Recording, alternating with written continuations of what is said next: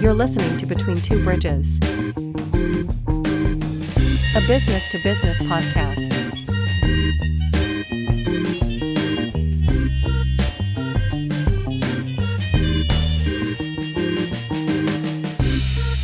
With your hosts, Anthony R. Destiny, Joe Ferrani, and Jerry Kenna. Interviewing entrepreneurs, business operators, and investors.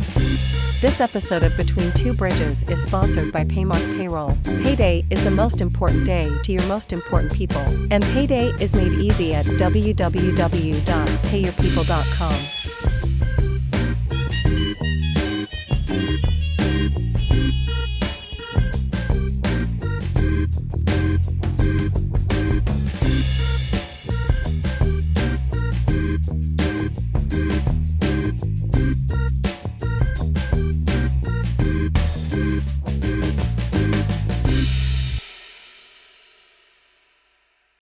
Okay, welcome to another episode of Between Two Bridges. I am Nathan Kenna. I am back again, filling in for Anthony R. Destiny. To my left, Joseph Ferranti and Jerry Kenna.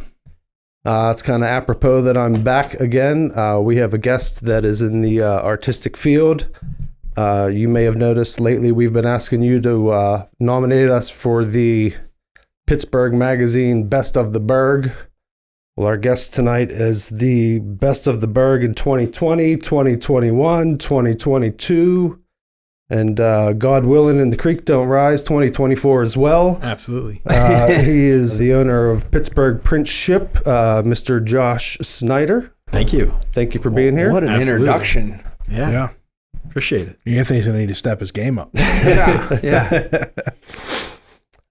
So how did you get into printing? Was your dad a lithographer, or was your No. grandfather a typesetter? Or? Nothing like that. I think it was just computers, graphic design, and it kind of snowballed into like t-shirts. And I started working at a screen printing shop when I was 16. Oh, wow. And did graphic design, and then learned how to do screen printing. And I was they had a paper printing side, and so they were doing offset. And I remember shooting film for for their machines on like a 12-foot camera, and then like developing it and making plates. And so I got to see like a lot of that old school stuff was kind of on its way out when I was getting in, but I got my feet wet when that stuff was like still existing. Okay. In that space. So it's there was a background in kind of printmaking, and it was just something I was interested in and wanted to find out more information about, and just kept diving in deeper and deeper. And my parents had a business where they did a health food. They had a health food store, and it failed, and kind of lost.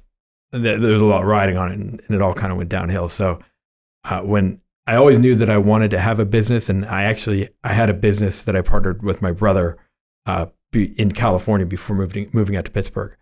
And so we were in business for 7 years, and we started in our garage. And I know that was kind of a motivation. Even now is that like, I could do it better than they did kind of thing.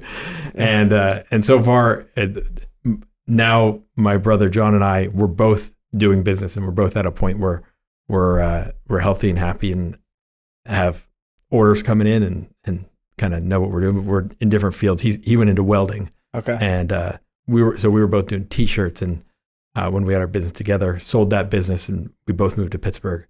And so now I switched to paper when my son was born, and took about 3 years between when I moved and when I started the business in Pittsburgh. So I wasn't sure exactly what I was going to do. I thought it might be photography. The photo booths were real big 10 years ago as like a full business. Yeah. And so I thought that might be something. And then printing, it just, I was working at a Staples at the time. And I remember just passing off an order and seeing how much they were charging. I'm like, I think I could do this.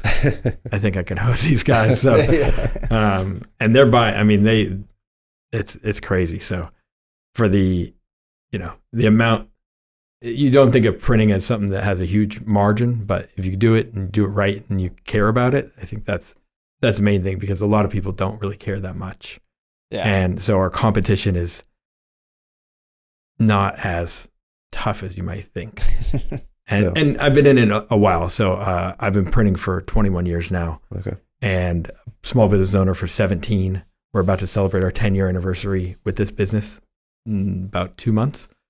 And so we've developed in a lot of different ways. So switching gears from printing T-shirts to printing on paper, it's allowed us to kind of move differently, or allowed me and my team.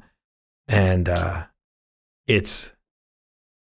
we moved into the fine art space about 3 years ago and bringing it in-house. We had been selling it for maybe 7 years, and but we were sending out those jobs to like other places and mostly sign shops, and they didn't have quite the care of the quality that we were looking for. And so at some point I was like, I got to bring this in-house, do it ourselves, and make the quality, bump up the quality quite a bit. When an artist makes something, they Correct. want it to be Correct. printed Exactly. to their standard of, Right. Right. So that's a big thing for us, is like it's art that's printed by artists. Right.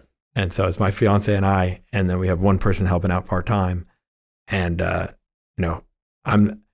had a team, 5-7 people working for me at one point, and it was just kind of running the wheels, and not like, I felt like I was always broke just because we were.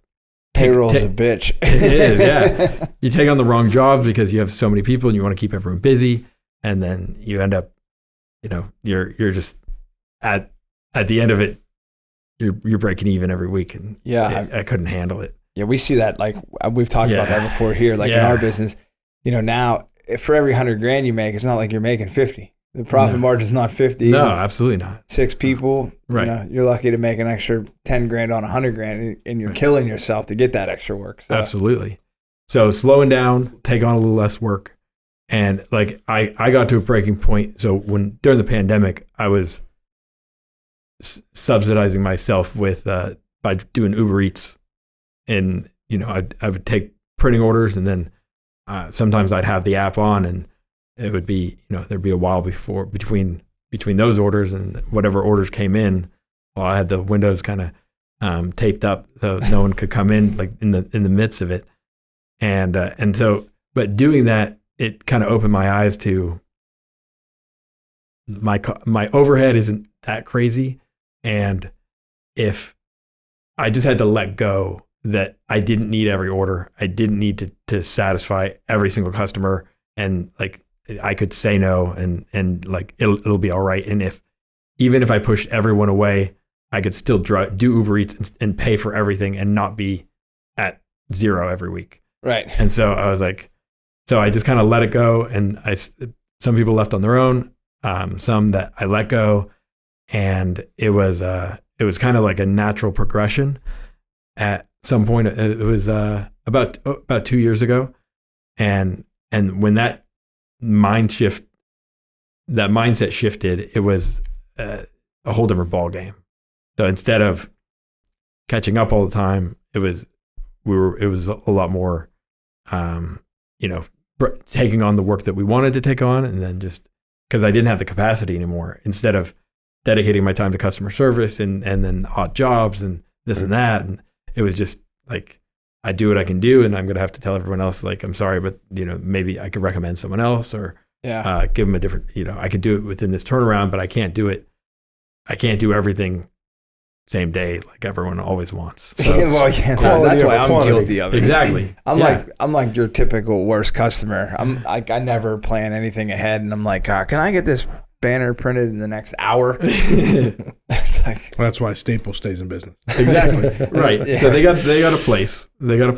And they can handle that stuff from time to time. But setting expectations for our customers, that's definitely a big one. But now that we have moved into that fine art space, there's it's kind of like we found a lane, especially in Pittsburgh. There isn't that much competition for it, and there's no competition for like the level that we're doing it. And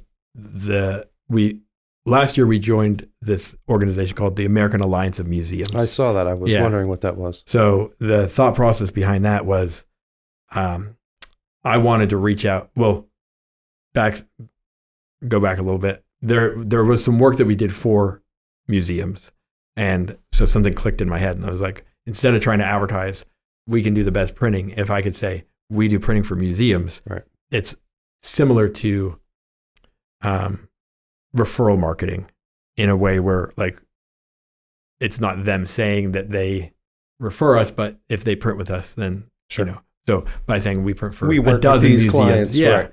Exactly. So it gives a little bit more push than just like, hey, we're the best, because right. I can say that all day. It's just noise. Who does it? Right. So we joined that organization. We went and we had a booth last year in Denver, met with 130 different museums. And it was really encouraging to be able to kind of understand and being there and the feedback we got was like, just being here, we like them as the museums, like they know that we kind of speak their language. We're serious. We know what they're looking for. So it kind of gave us get a foot in the door. So we're going back in May. We're going to go have another booth. That one's going to be in DC. So we're excited and to see what that brings us and how that changes things. But with the museums, the idea was, get our foot in the door and try to do every order, whether it's a $5 order, $500 order, whatever. I want every one of them to be the same quality that the museum's going to get. Right. So we've built up to, now we have 3 of these wide format printers, and they have a special system where it's a 12 color system. So just to nerd out real quick. Please. Sorry, guys. The monitors, scanners, cameras, digital cameras, everything, the format that's used is RGB, red, right. Green, and blue. And that creates a lot more colors. And then CMYK is how everything has traditionally been printed, unless you use a spot color. If you have like screen printing, you would mix a color, and then that would be the color that you print. But as far as digital printing goes, CMYK, cyan, magenta, yellow, black, and the color gamut for that is only 16,000 colors, where RGB is 16 million. So it's 1,000 times more color. So our printer has a red and a blue and CMYK. So it's like way more. The color gamut just blown up. I'm like a Yinzer. I'm like, we only need 3 colors: red, white, and blue. You're a Yinzer. You only need 2, black and gold. Unless it's an election year. Man, that's a long way from a little studio in Etna. It is. I wouldn't be where I'm at now without that. So every single step is built onto the next one. There's no one thing. But in going back to AIM and dealing, like figuring out exactly how we're going to market ourselves to them better, we came across these programs so there's in fine art, there's these different types of paper that are paper manufacturers, and they have these programs where you can submit to be part of their like elite printers that they recommend that people will work with. So like a certified photo lab kind of thing. And so the 3 biggest ones, Hahnemühle, Canson, and Ilford, over the last 6 months, I've been working really hard on like getting certified by all 3 of them. And we did it. So congrats. Thank you. That's great. Thank you. So for Ilford, there's only 10 in the country. And I want to say Canson is like 40, 45. And that's out of like in the world maybe. And then, in the world, it might be 10 times that. It's not much. Yeah. So, and Hahnemühle, I'm not sure, but it's still a small circle. So I would say that puts us within the top 10 print shops for fine art in the country. To have all 3 of them. Especially have all 3. Yeah. But even for Ilford, that's, we're 1 out of 10 on that. Yeah. And then to have all three definitely within the top 10. I feel comfortable saying that. So you've devoted to a niche, Absolutely. but Yes. now you're the best at it. Correct. Yeah. And it's, we're constantly making improvements and, trying different things, getting new papers in. And it's a lot of fun for me just to be able to not just take it for what it's worth at, but kind of build on top of it and try to add our own kind of piece to it. So see it more as a collaboration between the artists and us, the printmakers, and the print is our art. Yeah. The print making, that's our. It's your step. Yes. And you're allowing the artist to mass produce, but produce Yeah. prints. Get It it can out be there. mass Feed their produced, it can be family. produced. Yeah, absolutely. Pay their bills. And the margin on our prints are between like 3 times and 10 times easily. So there's people that, and even I have, you mentioned Tom Mosser earlier. Yeah. He's a big proponent of embellishing on the prints that we make. So whether it's paper or canvas, he'll take them and then he paints on them. So he does this one where there's a dog at a museum and he's looking up at the tennis ball. And so he'll like paint on it a little bit, but people will order and then they send in a picture of the dog's collar or the dog's name or something like that. And so he'll paint over it. And he's doing those all day. I mean, we probably print 10, 20 a week. I saw that on your website today. Yeah. And I know that painting because I'm a Tony Kornheiser fan. Okay, there you go. So I listened to the podcast It's and been the in the show, background. and I was like, oh my God, that's Full the guy, circle. that's the print. I was so excited. And we printed that was on ESPN. Yeah. Yeah. It's awesome. Yeah. So that was you and Tom were involved in that. Yeah. Do you do any of the prints like he's done, like the Levi Stadium stuff? Have you done So he didn't do any prints for that. That was all original work? But if they wanted any prints, he would have come to me. Yeah. Yeah. You're the guy. Yeah. I got to learn how to paint something cool Yeah. so I can get it reprinted. Want me to do your picture? Yeah. Here, we can do it real quick. You guys should do the draw each other. There's the level of my art. Abstract. You see TikTok. People take black paint and a mop and then they just. Yeah, I don't know. Tom paints with footballs. It's pretty cool. Yeah. So You got to have your cat paint something. there you go. Love that. Yeah, that I just remember being at your place in Bloomfield, Yeah. and especially like the beginning, and like it just seems like every time you do something, you get a little bit deeper into something that's like more tuned towards you as a person. Thank you. So this seems like you might have found it. You don't have to chase it anymore. I appreciate it. No, I got chills right now. Absolutely. So I mean, we offer a lot of things. We have like a full service copy center where people can order, copies, posters, anything like that, postcards. And then we offer bulk printing where it's basically like the same paper products, but at a larger scale that we send out for. We get it cheaper than we can get the blank paper ourselves. And it ends up being competitive with like the big online retailers. And so we're able to compete kind of in both markets. The copy center, we're able to produce within like 1 to 3 days, where the bulk printing usually takes a week or two, which is also comparable to, a local place, a local copy center, corporate place versus like a big online place. Usually those take a week or two. So we're able to compete there. And then we have, we do signage where, like you said earlier, vinyl banners, coroplast, foam core. There's tons of different types of different signage we can do. Big checks. I saw you do big Yeah, checks. big checks. You need a big check on the wall. Yeah, Four Chord Music Festival's coming up. We've been doing their banners for 4 or 5 years, something like that. Yeah, that's actually funny because 4 Chord, I think, has like 2 promotional events a year, and they're going to be at 4 Chord. Okay, great. So I was like, I might have to go to 4 Chord. Free samples, baby. Yeah, there you go. But you do the tents too. Those tents are cool. We do the event tents and all the stage banners. So like these gigantic banners. So we make all those. So show posters still a thing? All day, absolutely. We do 11 by 17 for $1 on like a nice paper. Wow. Yeah. Huh. So like it's funny because a lot of people would think like, oh, print shops are dying. It's all about online marketing, but it's not. People like to have something to hold. Yeah. Right. Well, I think that when we added in the signage and the art prints, that definitely gave us a little bit more to grab onto. Because if we were just doing copies, then I could definitely see that that's kind of a dying market. I'm glad that that's not like our bread and butter anymore, because that would just be like, when it's good, but if it's not like a crazy amount of business, then you're just kind of sitting there and like doing what you can. And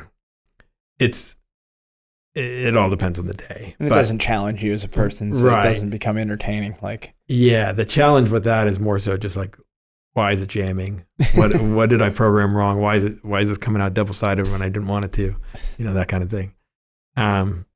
Where the fine art prints, it is, working with colors, working with there can still be the regular, printer jams, paper jams, and all that stuff. But for the most part, the challenge is just, make sure that the customer is getting exactly what it was that they were looking for, and using our experience to kind of nip things in the bud before it becomes, before we print 1,000 of it and then realize that wasn't what they wanted. Yeah. So fine tuning all of our ways, and then trying to be a resource to the community, because since we've been doing it for so long, like I said, if it's not something that we do, we probably have someone that does. And so making sure that we're able to plug in all those people and try to answer everyone. Our website, we're very dependent on our website to do most of the work. So like, we direct people on there all day. We ask people to check that out first, and then reach out to us after you've read through it. And I think that that's a good way to go about it, and keep our resources where they need to be. Yeah, exactly. We're in production 99% of the time. So, and we print and we ship. So we have customers all over the country. We do about 75 orders a day.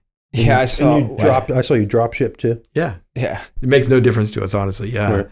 If like a customer is doing art prints and they fill out the order form and they put a customer's address instead of their address, we'd never even know. Yeah. It just goes straight there. There are some added things that you can do, and it'll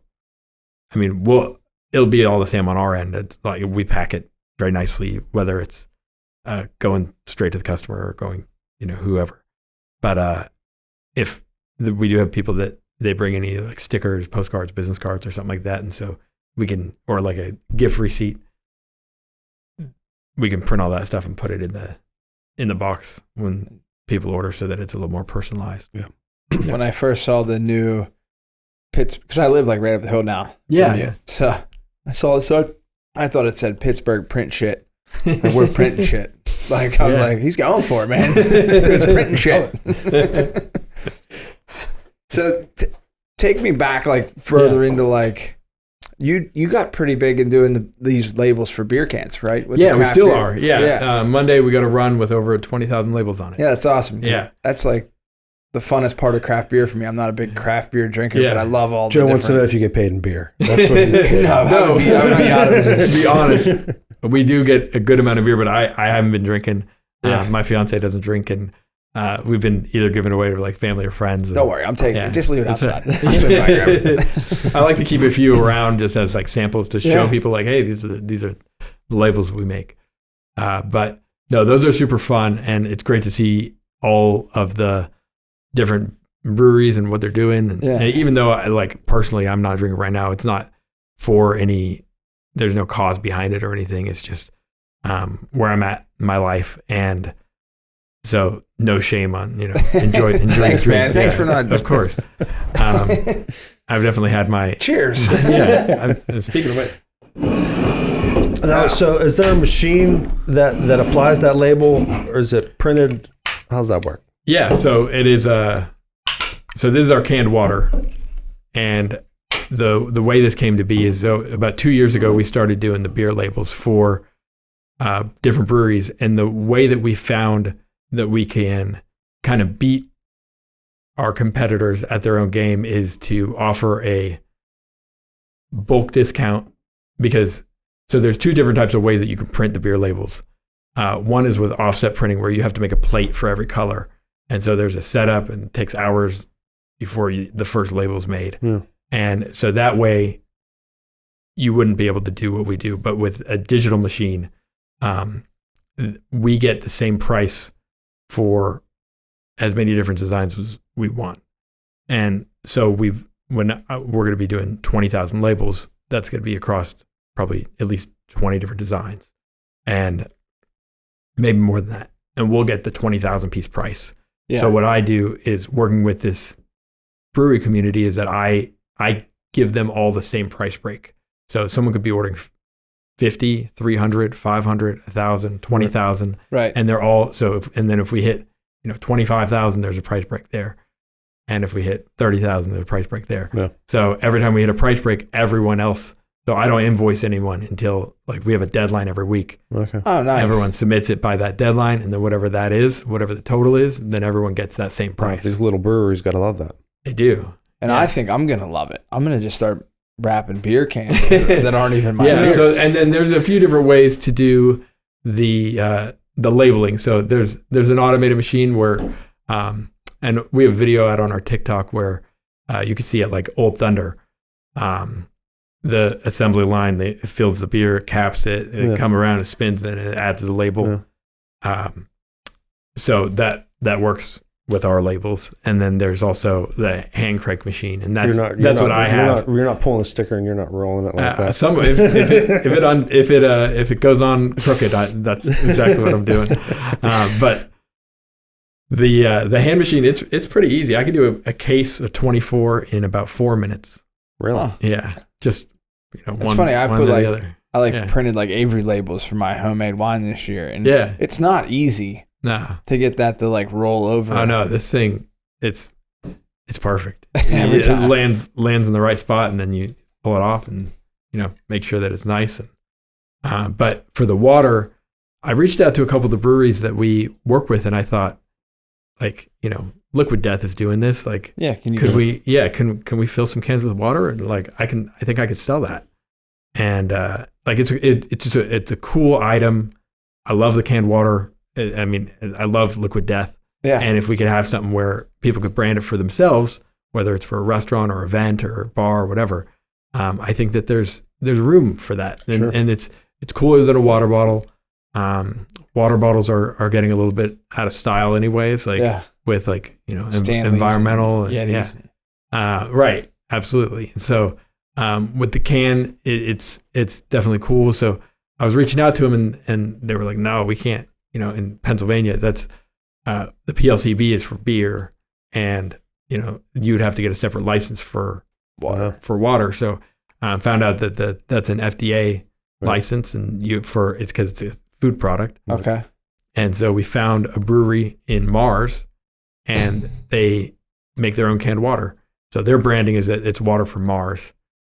And it's pretty cool. Yeah, they teamed up with the city in their borough, and they sell them they sell them regularly, but they do a big push for their 4th of July, and they have them, and it's cool because they make them there.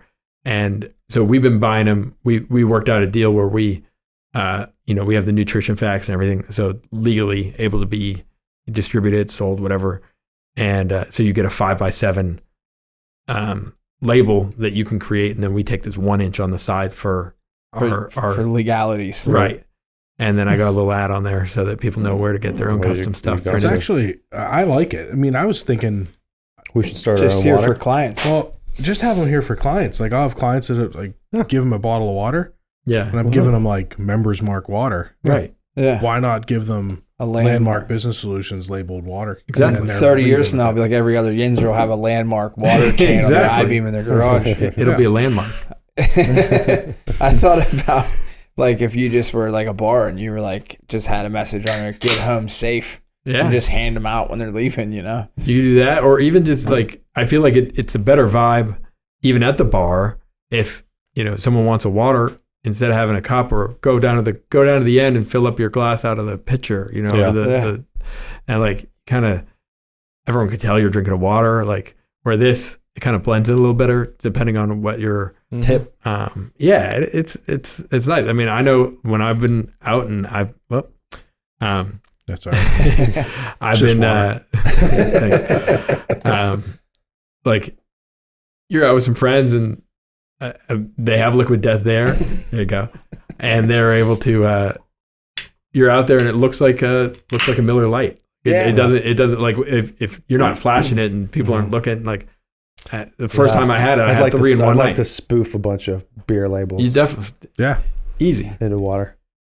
So because we were doing the beer labels every week, that's what kind of made it possible. Where if people want water, we're already making the labels. Right, and that goes into that 20,000 number. Exactly. So it doesn't really add anything extra to it, and we're able to.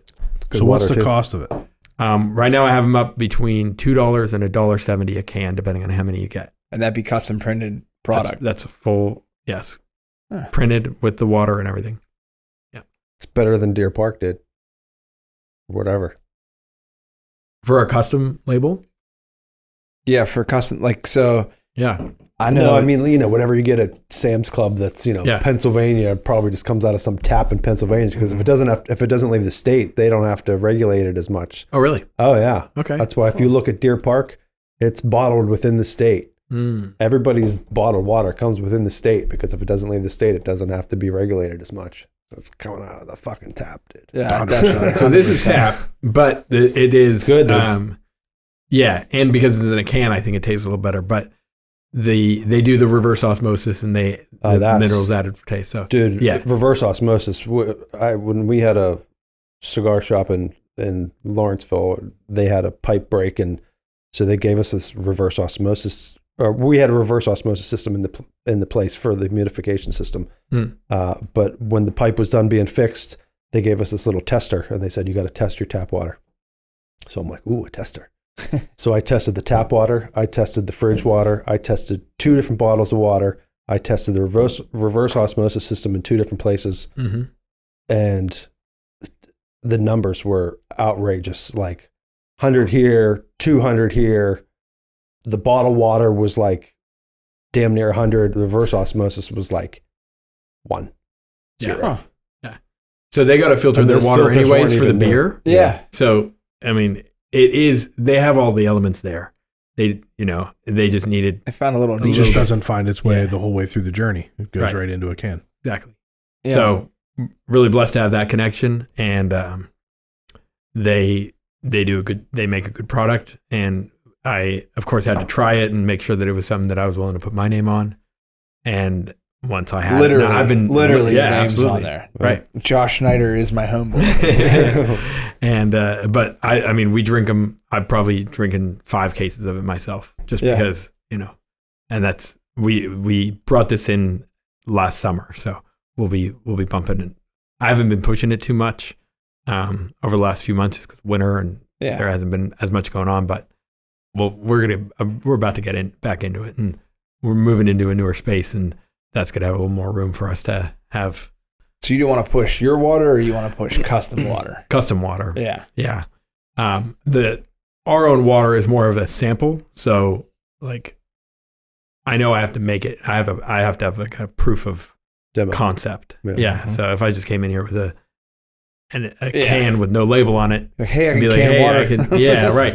But being this in here, you have that response. Oh, this looks cool. Mm-hmm. I could do this. Yeah. So I actually want a pallet of water that I have yet to do the labels for, but a guy from up towards Mars, he does custom bottles of water. Nice. Like you'll see him at the bank and stuff like that. And it was like some auction. I ended up winning a pallet of water. I've yet to do it. And I was like, what am I going to do with a pallet of water? He was like, go to the local fire departments. Just give it to them. Yeah. Go to the police station. Give them a case of water. 100%. So you can do the same thing with this. Yeah. It would just be a lot cooler. Right. It would be. Yeah, this is a great concept. You cracked yours open. What do you think? I think it's great. Yeah. And I'm picky about water. Like, don't be nice to me. I want to know for real. I like spring water. I don't like distilled water. Yeah. 20 episodes in, and this is what we're doing. We're testing water. Taste testing water. Yeah, it's good. All right, I got to taste it. 20 episodes in, you're finally testing the water. This is the first water I've ever had on air. A couple weeks after Gina's episode, we need to drink water. I've been drying out. So you mentioned locations. He said you were in Bloomfield. I passed your Etna location. I passed it on the way here today. Nice. And you said you're moving where? So it's less than a mile. It's going to be Sharpsburg. Okay. We'll be off First Street in Sharpsburg. So come on down. Yeah. It's a about 1.5 times as big as what we're in now. Okay. We'll have about 1,000 square feet of It's warehouse. not on Main Street. No. I thought maybe you were moving into the old Dancing Gnome. No. That building's sweet. They're still using it. Okay. They still brew there, yeah. Fun fact, there was a dry cleaner back in the day. No way. It was Top Hat Tuxedo was in there, Okay. and they had a dry cleaning plant. Interesting. They bought that building cheap. It's worth a fortune now. I'm sure, yeah. Yeah. I think they paid like $210 for that building when they bought it. Crazy. Sharpsburg's on the come up. Oh, yeah. Don't tell my landlord. He wants $1.5 million. Yeah, everybody thinks they're on the come $20,000 up. It's the building. next Lawrenceville. Yeah. Yep. So you have a spot in Sharpsburg? Yeah, so our manufacturing company is on Cecil Street in Sharpsburg. Okay. Yeah, we have like right back by the red Debucci building you see Okay. from 28. So we're there now. So, Got you. But I wanted to try to buy the building eventually, and the guy, he's like, "Oh no, it's coming up. I don't know what it's worth. Comp, I don't know what it'll be worth." So Yeah. we'll just move. It's not wrong. Yeah. Not wrong. Yeah, I think that Sharpsburg lacks some of the resources that. I mean, it has a great school district. Parking's an issue. Right. Like Main Street, even if you were to get busy on Main Street, you can't even fill the streets. Like at least Lawrenceville, you can go up the hill and start parking. Right. They have one-way streets, two-way streets, no-way streets, do not enters. Like even Hitchhiker there, they have that beautiful parking lot right next door. No one's ever in that parking lot after 4 or 5 o'clock, and they won't let them park customers there. So you're like, I'm like usually parking at like the gas station, just running over. Yeah. But yeah, so parking's an issue in Sharpsburg. But you're on First Street. Trying to think what's around. Right on the bridge. Like it's like the first street Yeah, when yeah, you get yeah. from end to Okay. Sharpsburg. Yeah, the Blazer Band. Yeah. Yeah, they're down there. Yeah. The guy I bought my house from, he owns that building. Oh, nice. Yeah. He has since passed, but they also won $1 million for that building, and it's not worth it. I tried to move into that church right down there. Oh, yeah. And I passed that yesterday, and it's a church again, surprisingly. Is it enough. really? Yeah. The guy that owned the sewing machine shop, there's the world's largest sewing machine repair company is in Sharpsburg, which who knew? I guess not too many people. No. I had no idea. Now some you more do. people now. Yeah. Do now, yeah. Yeah, so that'll be cool too, because Yeah. you're kind of like blending in back there. You're not on the main Right. drag and getting all these stupid and phone calls. We're doing more and more where, people don't really need to come in, and most of the stuff's answered online, and everyone places, all the orders are placed on our website. So there's no, the need for that. I think that when I see a handful of print shops that have closed, there's been about 7 print shops, like decent sized print shops in Pittsburgh that, I'm sure I notice it more than other people, Sure. but that have the thing that all of them had in common is they all had a sales rep that would sit down with you, go over your order, get all the details. Our website does all that. Yeah. So we're able to spend a majority of our time just doing the work. And that's kind of the way we want it. Like we do. Cuts down on payroll too. Yeah. You need less people. Right. Yeah. More machines, less people, just focus on doing a really good job at making each piece be exactly what. And if you're gearing toward the artist, Yeah. the artist is a return client. You Correct. make that artist happy. Yeah. They're going to come back to you. Exactly. And they're going to keep making art. So, Absolutely. you Yeah. know, And if Plus, something it's comes cool. up, it is. and you get to see the art all the time. I was looking at Yeah, your it's Instagram and always stuff and to see changing. that. Yeah, It's amazing. There was some beautiful Absolutely. stuff on there. Right. Thank you. I think what's wild too, and I had this conversation with a guy today actually, is we're all like kind of small business owners, Yeah. and we're all part of our communities that we're in. But there's so many clients and people out there, customers that don't use us, that use like nationwide brands because that's just easier for them. Mm-hmm. So I think before it was like you always wanted to be the mom and pop shop and be the face of your company, be out front. And now I think we're leaning towards like, hey, that's great if you want to do that, but you don't have to do that to succeed. You can be the smaller version of these bigger brands and be more online. Right. And like Just be better. we just like put our egos on the shelf for a little bit and be like, we're just going to be really good at what we do. Yeah. And it Exactly. doesn't matter, you know? Well, I think that people, it's a combination of the two. How I feel is like you have these online places and people want to go online and do this because it does make a lot of sense. they're able to go on and instead of sitting across from someone and asking all these questions, they're able to just, watch a video or read about it or, figure it out. And we're able to do that with, 50 people or 100 people at a time on our website versus having, a line out the door, which obviously is not a real thing, but just in practicality. Know what they want. Exactly. Non-professionals are going to Snapfish or Shutterfly. Well, you still deal with that.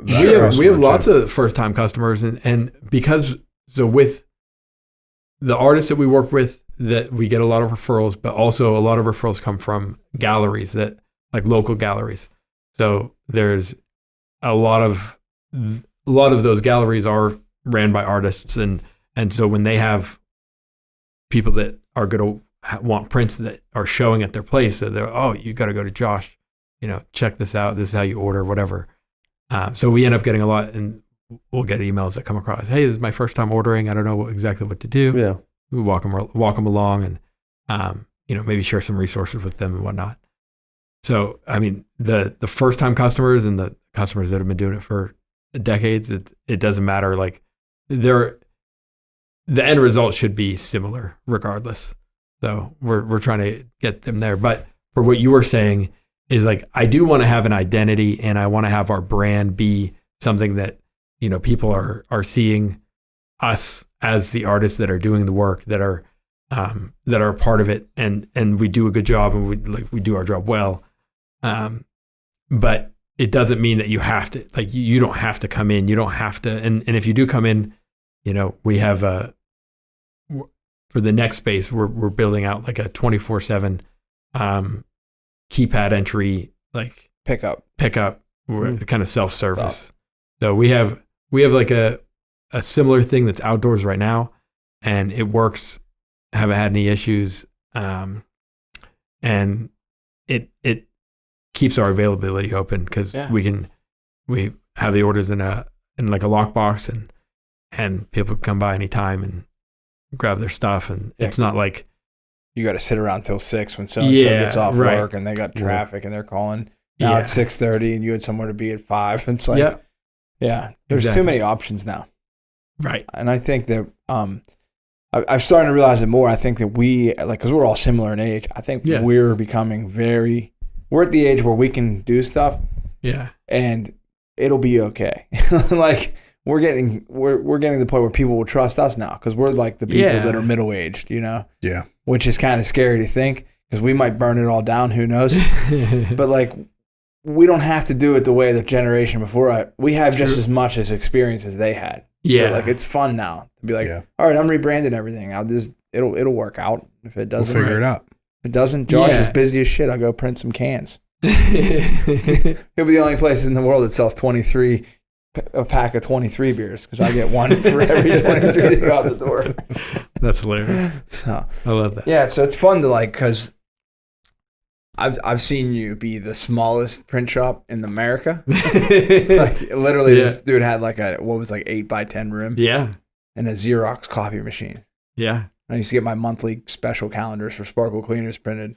Yeah. Oh yeah. Yeah, and I remember you got a paper cutter. Yeah. We went and picked it up. It was like a big deal. It was. Thank you for that. And then now he's talking, these print machines that he has are probably $30,000-$40,000. Yeah, they're up there for sure. It's we've been blessed with different equipment that we have, but there's a lot of value there. And part of it's interesting with the copies. Like if you get a little inkjet printer at home and you start printing stuff out, like it's not very cost effective. You know? Right. A little office machine that can be a little bit better if you're doing a good amount of printing, but for like the production copiers that we have, like they cost a good amount of money, but if you can keep them running, they make money. Yeah. Are you buying the same ink that we're buying? Because our ink is expensive. It's not the same. No. I imagine your ink is real expensive. But our cost per print is a lot less. Okay. So I don't do refills. So there's two methods of printing that we do in house, which is our fine art prints are inkjet. So that's with the 12 color system. Yeah. And then there's the copies. The copy machines are toner based. So Like a which is laser. like a laser printer. And so the laser printer, I mean, I can dive in on the details if you want. I'm like learning. I love it. So Sucking it the all company up. that sell or lease the equipment, they charge a price per print. And so let's say you buy a machine for $50,000, right? And then let's say it's 10 cents a print. And so they charge you and they bill you every month and you do your printing and whatnot. Let's say you do 1 million prints a year. And they up your price a penny every year because it costs more to maintain every year that you have it. So, but you get free toner and free maintenance, and all the parts inside are free. So there's some parts inside that are $5,000, like in these big printers. Yeah. And if it goes out, they'll just bring you another one. And it'd be $150 an hour to have a tech come out. It's free. Yeah. All the toner free. So I'm paying per print, but I'm not paying for all the maintenance and everything. So that's a service contract. They're starting to do that on the consumer side too. The last couple of years. That's how my copy machine is. Okay. Just here. Well, you have a commercial grade copy machine, but I mean, even on consumer side, desktop, they're starting to do that. Are they? Yeah. So then if you're doing 1 million prints and they up it a penny, that's $10,000 every year. So 5 years later, they're like, hey, we'll drop you back down to 10 cents if you get a new one. And that saves you $50,000. So then it makes it worth it. I wonder if anyone's ever done the math to see if it's any better. I mean, it works if you're printing a page of solid black, but if you're printing a page that's got a little bit of ink on it, probably not. Yeah, the way I if spell you're printing and solid color, if you're printing some everything art pieces, we do is all you're probably doing like full ink heavy. Yeah, you're doing some good. You're getting your ink's worth. Correct. But a lot of people probably aren't. Well, how about when we like first got this W2s. machine? So we had a machine at the old office. I think we moved it here. Yeah, you were bitching about the price. Yeah. It's a lease. Someone was going to move it. To move it from your old office. They usually move it. Well, that was They it. moved it. I Probably thought because they don't want the remember. They charged liability me of to somebody move banging it off something. Yeah, but Especially I if it's paid a them to lease. come out and move it because I didn't want, Yeah. but it's a leased machine. We pay per page. Mhm. That machine is the second one we've had. And it's nice. I like it. It's a Kyocera machine. Whatever. Yeah. Works pretty well. But Yeah. this one's color. So we stepped up. The last one was just black and white because tax office. Fuck. But this one was color. It wasn't that much more money for the machine. Mhm. But the price per color page obviously is a lot more, right? Yeah. Well, we pay quarterly. Gotcha. So I'm sorry. No, I'm lying. We pay quarterly for the maintenance You're contract. not lying. You fucked up. All right. And then we tell them, like, this is how much we anticipate our color being and our black and white being. The black and white, we get like I don't even know how it works, but it's like a fraction of a penny per page. Right. Color is significantly more. Yeah. Right. So I get that first like quarter bill or 6-month bill where they're going to reconcile what we thought we were going to print versus what we printed. And I'm like, holy shit. Who's printing all this color paper? Is that me? No, you know what it was? It was our payroll software.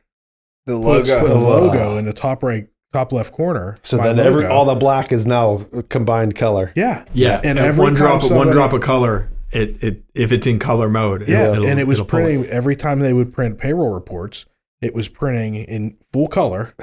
And it was like sometimes, I mean, I have payroll clients that have 100 employees. Mhm. So those payroll reports are a lot. 32 pages. So I'm like, whoa. Everybody fix your computers. Stop printing in color. Nobody needs that in color right now. Right. So that Should have shit put a gets out. password on there. Yeah. But I would imagine that bill coming out every month and being like, oh my God, that it's a huge amount at 10 cents a page or whatever it ends up being. But it's probably one of those bills that you're like, If it's high, that means we had a lot of work. right. Yeah. The higher that bill is, that means the more money you made. that Correct. month. Yeah. Yeah. And then the inkjet printers, we don't have a contract on those. So we buy all those inks and we have 3 of them and we have, so they all have 12 inks in each one. They're about $330 per cartridge. And my point of saying that is that it works if you're doing it at volume, at scale. So we're able to, and it's not too crazy. They maybe go through 4 to 6 new cartridges every month. So they're not like for how much we're doing and how much, and that's divided into the 3 machines. So, and they're all running all day. But for someone on the consumer end to spend that type of money and just use it once a month, once a week, and get their prints, we're offering it at about a half to a third of our competition, and we do a better quality job. And so it kind of takes that want and need for like the artists themselves to be like, oh, maybe I should invest in a printer and learn how to do the printing and start stocking the paper and try to do it. They're like, well, why would I do that? Yeah. It's easier to And use then like all those parts that since those for the fine art printing, since that's an inkjet, and it's dealing with an ink that's wet and that can congeal in the machine, and all the parts are a lot of the moving parts are plastic and silicone, and so if you let those sit for a month, at a time, it'll all kind of just so if you're not solidify. Using it, I mean, we have that problem at home. I mean, you have an inkjet printer. It's like my wife would be like, every time I feel like we put ink in this every time we use it. Yeah. It's because you use it once every 3 months. Exactly. Yeah. And I learned the hard way. I took the ink cartridge out one time. Oh yeah. I went to the store, then I put it back in, and the printer never worked again. No. Yeah. And they do the HP Insta-Ink. We do that for like my printer out of the cleaners. And I was at like a 101 to 250 page a month like rate. They bumped me down. I'm like at 100 to 1. Mm. Like, I don't print anything. We print a ton. Yeah. I had sorry. No, go ahead. I had a Canon big, I don't know, Pixma something 1000. Yeah. And it's like the baby version of what we got. We use Canon. Yeah. It was, I was printing something that needed a deadline, cigar bands or something, and it has like a waste something in the back. Yeah. I didn't know that it had that sort of thing. Yeah. And I needed to print things that day. And it said, you got to empty this thing. And I didn't know that thing existed. The printer wouldn't work. Yeah. And I had to order this, liquid trash can in the back. Ours has the same thing. Yes. Yeah, ours has the same I learned thing. all about that. I ordered 2 that night. Yeah. Did you ever print cigar bands? Yeah. Yeah, I wanted to know. You can do that? Yeah. And you can cut them too? They come already on we buy the sheets that are already die cut. Okay, so you can't, but you have a something that cuts stickers. So we could do, if you did it like on vinyl, then we can print and cut that. Okay. Or if you were to do them on rolls, we could do it. But that like would, a roll be a label. sticker. But if it was paper, you couldn't necessarily cut it. No, if it's paper, there are a few different paper options where, depending on what it is, where it's like a pre-punch sheet, and so we print it, and then there would just be a punch out. Oh, okay. Yeah. It can be. But you could do a fine DPI because. Okay, so for that, that's a good question. I'd have to look into it. Okay. Yeah. Because I know, like, you could cut it with like a circuit, but for the fine art prints, I don't offer like a die cutting on those. Okay. So your print quality, the DPI, as far as Dutch per inches of the print, I mean, they're usually pretty. So that we'd run on the copier, it would look good. Yeah. Yeah. Same commercial quality that you'd expect on a like business card magazine. Yeah. Man, they're talking logistics. Right, so here, I got a question. Yeah. I've been thinking about this. Let it out. I'm ready. Let's get it back to what we understand. Fine art printing. Yeah. Because I'm an accountant. I'm clueless. That's So right. somebody does a painting. Mhm. They want to sell prints of it. Yep. And I read on your website that scanning images is not good for printing. Yeah. So how do you take? Yeah. Go ahead. How do you take a painting? Yeah. And digitize it without scanning it? He draws it, bro. He's that damn good. Art photography. So when the mirrorless cameras started coming out, I want to say 2015, 16 is when they first started kind of hitting the market. But in maybe 2000, they started becoming more available, where like Affordable. Most photographers have switched over now to mirrorless, and the capacity for them, that was really the switch, where like the original version of the DLSR, and that digital camera is a great camera, but the maximum resolution, it only goes so much, where with the mirrorless cameras, you have the sensor that's actually taking the photo is right up against the lens, And so the amount of megapixels that it's able to capture is much larger. So when you can take a picture of, and obviously depending on the type of camera that you're using, but if you're using a nice one that has a high megapixel count, you can take a picture of a Post-it note and clearly print it at 100 inches. So anything that there's a shop in Bloomfield called Bodega Film Lab, and the guy Pat Brunner, he used to work for me, and he's been doing photography forever, and he opened up his own clothing store, film lab. He develops film, and when he was working for me, I had him doing art photography kind of as one of the things that he was helping with. And we had people that would come in, and he would shoot it there, and we'd kind of split the cash and do that. And then when he opened up his own store and I moved down to Etna, and then it made more sense so we just send people there. He does it for $15 a piece, whatever will fit in the door. And he takes it, shoots it, and then you get it back, and he sends you 2 files. He gives you a lower resolution that you use for like social media, and then a huge file that we need for printing. And his stuff is going to be spectacular. But then we have another service called Upscaling. It's an AI software, but it's local on our computer, and we are able to take like a pixelated graphic and bump it up to something that can print to up to 200 inches. Really? So yeah, and like anything. I've been doing it for a few months, and it is, every time I do it, I'm enamored. Like, I can't believe that it's still like, I'm like, how is that possible? It shows a side by side, like, this is all pixelated. This is a beautiful image, and it just like does it. Wow. It doesn't send the image back to it doesn't send it over a server. Yeah, it's all done on the computer, and there is an artist touch to it because I'm going through different models of and setting different parameters. Yeah. It doesn't change the color. It doesn't change the image itself. It just makes it not pixelated. So and then it's insane. So in this process, though, you could, like, if someone had a very fine piece of artwork that they needed to take something out, you could actually edit that photo then in that format. So we're not offering any editing. Okay. But we could blow it up, and then someone else can edit it. Yeah. Well, they could put a princess in there that. So you can make me a really good artist.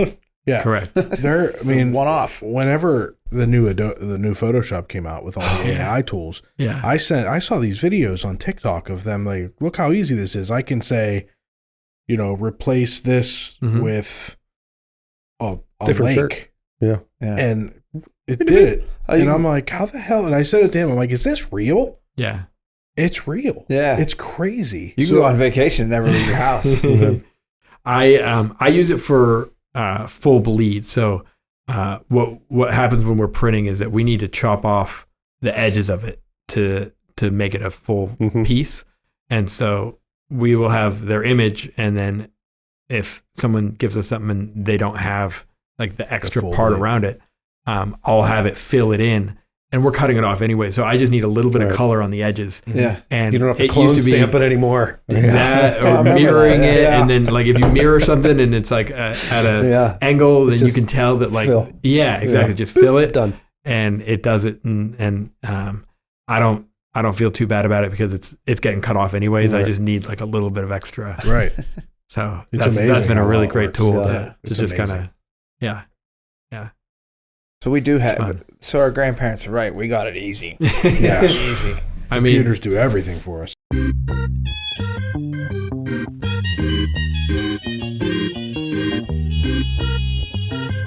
And now a brief word from our sponsor. This episode of Between Two Bridges is sponsored by Paymark Payroll. Are you tired of spending countless hours juggling payroll calculations, tax filings, and compliance regulations?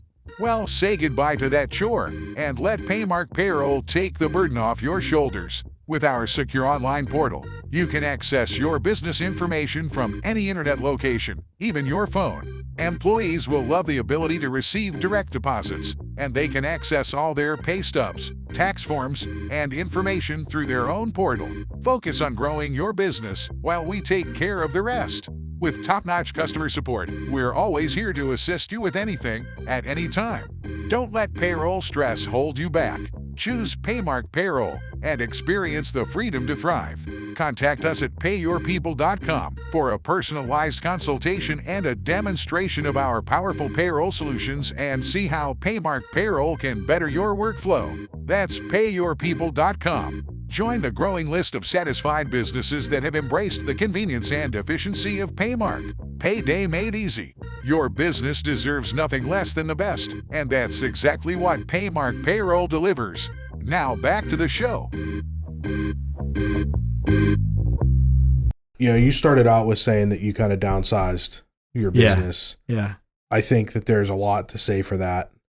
And I've seen a lot of clients, and one of the cool things about, and we've talked about this, one of the side effects that, I don't know, I guess I knew, but it's a side effect of having this podcast, is that we learn from everybody sitting absolutely. in that chair. Yeah, absolutely. So this has become kind of a therapy session for us, where we can talk to people and then be like, but there's a lot of times that I'm sitting here listening to somebody in that seat going, that's not a bad idea. Right. But I've seen a lot of clients that have gotten to that point where they've gotten so big and they've got all these employees and all these clients and all this revenue, but at the bottom line is shit. Right. I have a client that's a great client. I've known him, and I was with him when he first started. Yeah. And he was a landscaping company, and he's grown to be a very successful landscaping company. And a few years ago, he came to me and said, "Hey, I think I'm going to sell off the grass cutting portion of my company." And at first I'm like, "Are you nuts? Like, that's a huge part of your revenue." And he's like, "Yep. And it's an even bigger part of my expense, because it's costing me a fortune to get guys that I can trust. And even when I'm paying a fortune for the guys, I still can't trust them." Yep. He had guys that he found out were taking company trucks to go buy drugs. Yeah. Awesome. He had customers calling because the work wasn't good enough. And all it was doing was adding stress. And at $35-$40 a lawn, by the time he paid all those expenses and then dealt with all the headaches that were caused by that line of the business, it was like, why am I doing this? Yeah. I am making a much higher profit margin when I'm doing hardscapes, landscapes, probably enjoying it more. Jobs, projects. Exactly. And then at the end of that project, he's stepping back and going, "Look at how beautiful this turned out." Right. He downsized work he his can business. be proud of. Exactly. Right. Tangible benefits. Yeah. So when you're starting out, like, and you want to take on every job, doing lawns was probably a really great way to get that clientele. Yep. Let me do your lawn, and then you're there, and then you show up, and you're there year after year, and then, okay, we're thinking about doing this. Is this something you can do? And then you develop more into that. And you have to develop that brand. Right. Exactly. Yeah. Yeah. So it's not a bad place to start. And when you think of, landscaping or lawn care, like, that's always the first service that people are going to offer. Yep. Oh, let me put a lawnmower in the back of my truck and a weed whacker, and away I go. Low cost of entry. Right. But once you're done pushing that lawnmower around, all of a sudden it's not that profitable. Correct. And it's the same thing for your business, and it's the same thing for a lot of businesses. When you're starting out, you're hungry. Right. You're chasing every shirt. You're chasing every tax return. Right. Chasing every order of business cards. And which is a loss leader right there. Yeah, it is. But, you have to get to a point where you're like, that side of the business isn't making me enough money to deal with the stress that it brings me. The rising cost of everything is probably what's spearheading this for, like, our generation. Right. Well, that's, and it goes back to the payroll thing. Yeah. I mean, payrolls are pre-COVID, up, supplies are up. Pre-COVID, were there people making minimum wage? Yeah. But things have changed, and you can't be competitive. You have to be, not only do we have to be competitive to try to find customers, but we have to be competitive to find people to do the work. Absolutely. And if you're not competitive in paying and providing culture and, making it a good place to work, and also paying these people to have a good life, you're not going to have employees. And then, and I'll tell you, my prices have gone up over the last couple of years. Yeah. They've had to. Particularly, It's delicate. It's delicate. It's tough. Yeah. A hard part for my business is that a lot of my tax returns, I sit with people, right? They know what they paid last year. All of a sudden, that's more than I paid last year. So it's a little bit of an awkward conversation. But I'll tell you what. Name something that wasn't less last year. Right.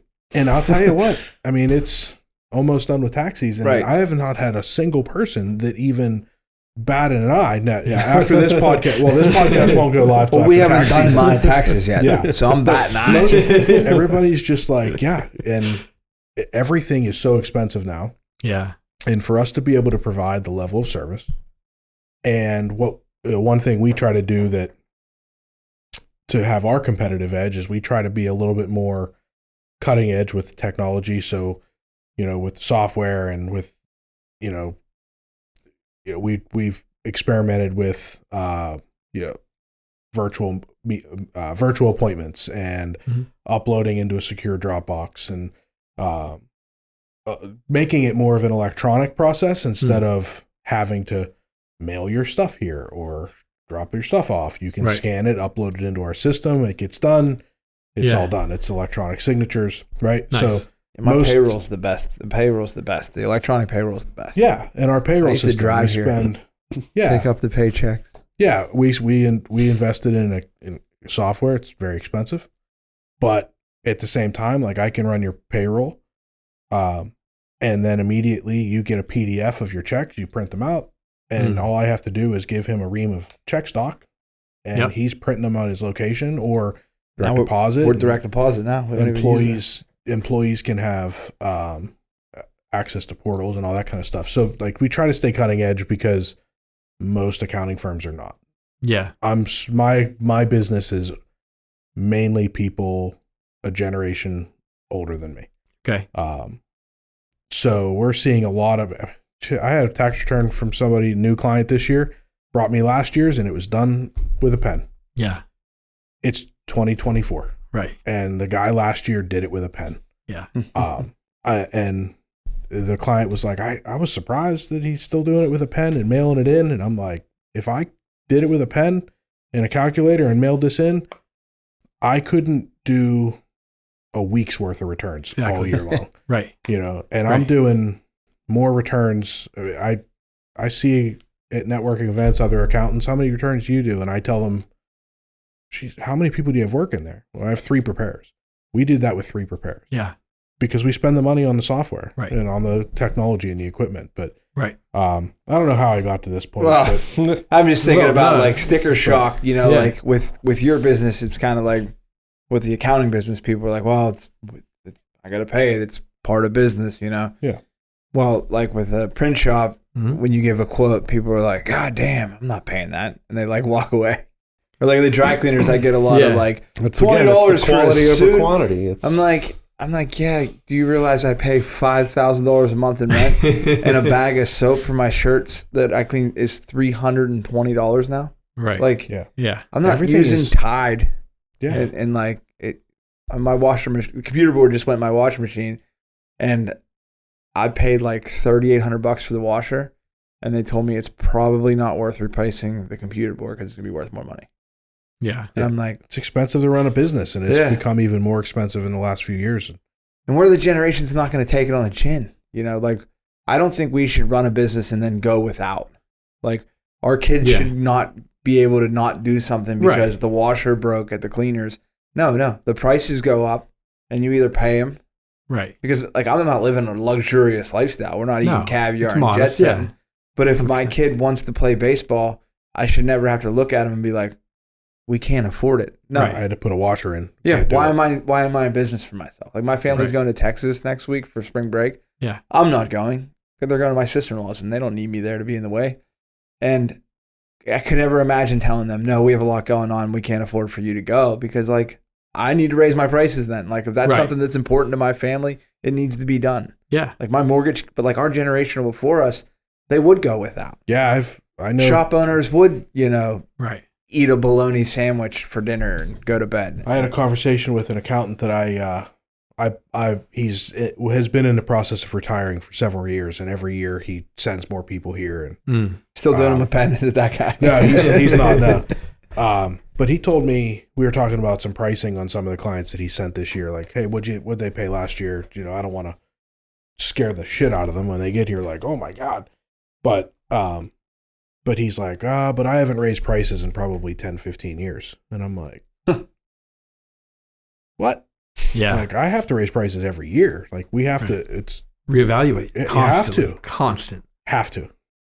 Yeah. I mean, you see it in your business. Right. If you didn't raise your prices and stay competitive, you couldn't even chase trying to do museum work. Right. You'd still be doing 25-cent copies. Right. So like They got no problem of raising the price of ink.